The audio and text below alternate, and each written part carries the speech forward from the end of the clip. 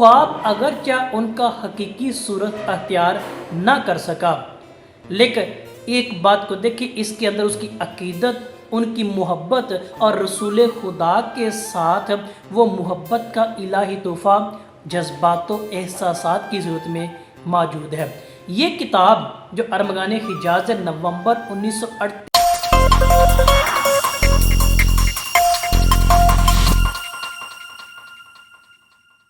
معزز ناظرین گرامی، طلبہ و طالبات، امید ہے کہ آپ سب خیریت سے ہوں گے اور آپ کے لیے ہمیشہ میں دعا گو خدائے قدوس کی پاک ذات آپ کو آپ کی علمی سرگرمی میں ہمیشہ کامیابی و کامرانی عطا فرمائے۔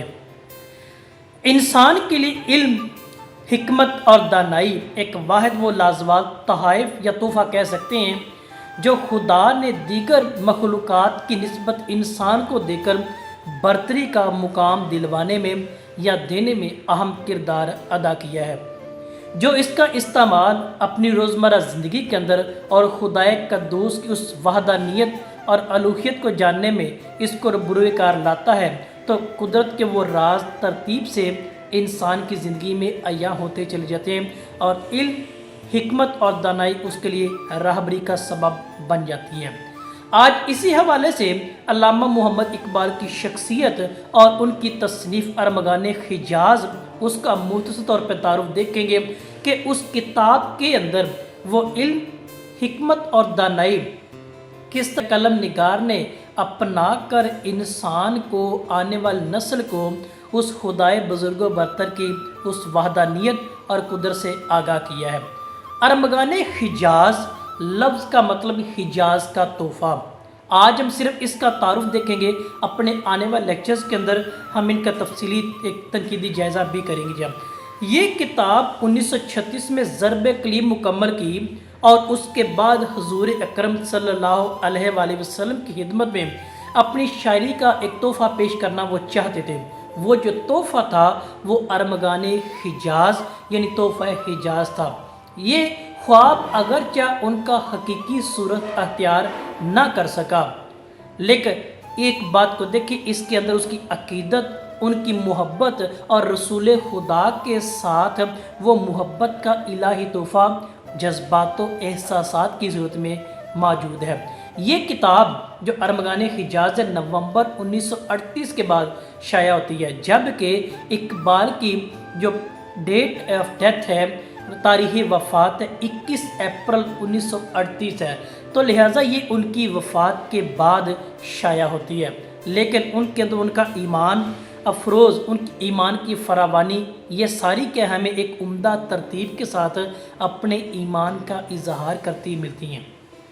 یہ کتاب نہایت عمیق فکر، پرواز تخیل پر مبنی چیز ہے، جو انسان کے شدت احساس سے لبریز انسان کو انسانیت کا آئینہ بتاتی ہے۔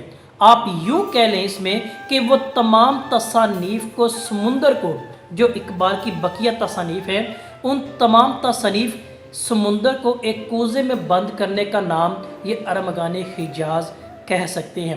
اس کتاب میں ربائیوں کو موضوع عنوان اور موضوع انسانیت بنا کر اس نے اپنے انداز کے ذریعے ایک عمدہ اسلوب کے طور پر پیش کیا ہے۔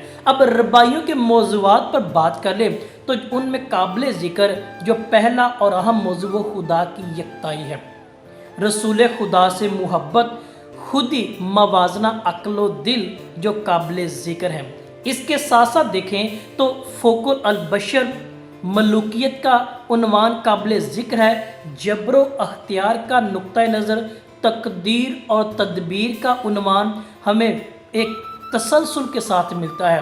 اس کے ساتھ ساتھ تذکرہ کے دیگر عنوانات کا تو ان میں مکان و لامکان، موت و حیات کا تذکرہ، خلافت دختران ملت جو قابل ذکر ان رباعیات کے موضوعات میں ہمیں ملتے اور متحرک نظر آتے ہیں۔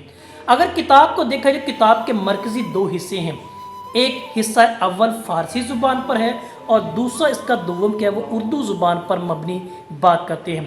فارسی حصہ میں تقریباً 394 رباعیاں موجود ہیں اور حصہ اردو کے اندر 13 رباعیاں اور 12 مشہور نظمیں موجود ہیں۔ یہ اس کتاب کے तारुफ के तौर पर आज हमें मालूम हुआ और देखा है।